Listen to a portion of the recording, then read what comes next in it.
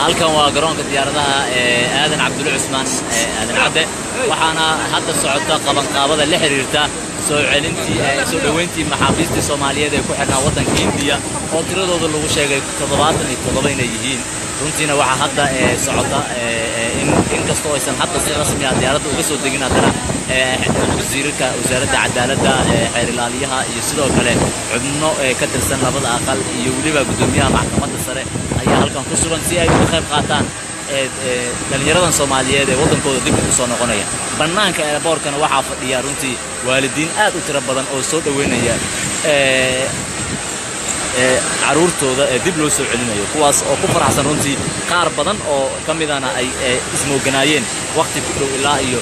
7 sano iyo wax ka badanba marka wali waxaad la socotaan tabintan tooska idinkaga imaanaysa garoonka diyaaradaha ee aadan cabdulle cusmaan bogga facebookga Universal TV ayaadna nagala socotaan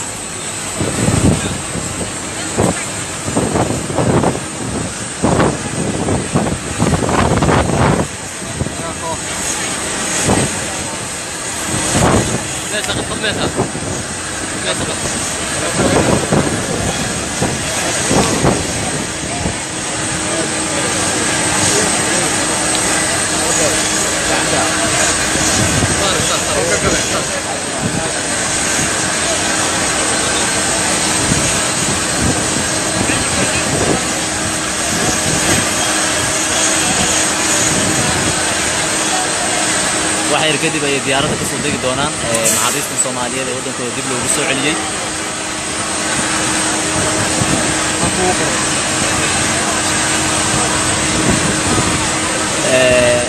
mas'uuliyiintan safka ku jirta dhammaantood waxay ku joogaan soo dhaweynta maxaabiista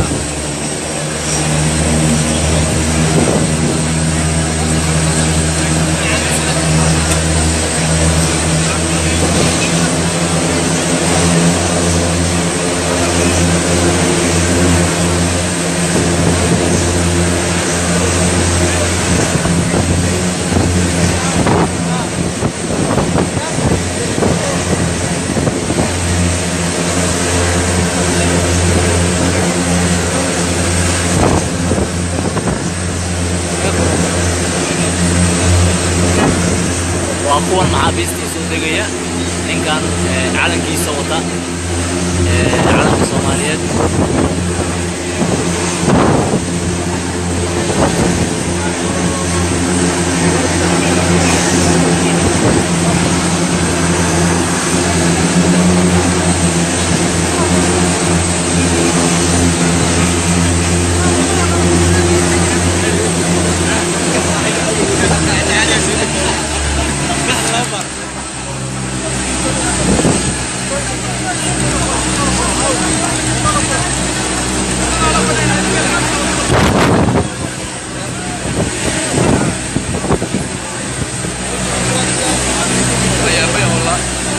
عاقنا جبرو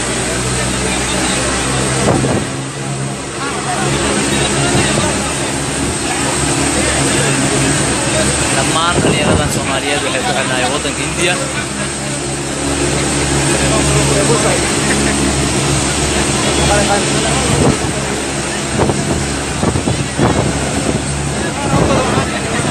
فرح حياة ما بس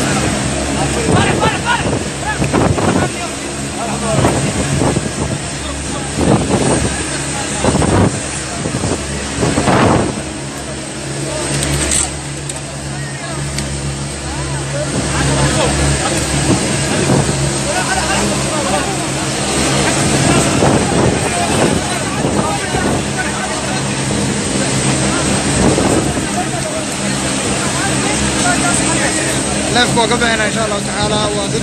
وسودة جدا يردي محافظة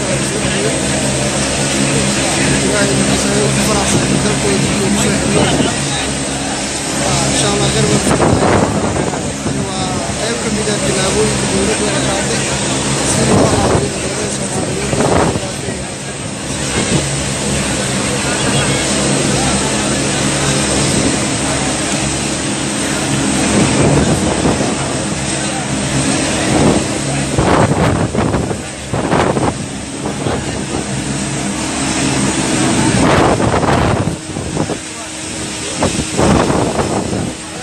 حتى odayaal ayaa ku jira dadka dib u soo noqday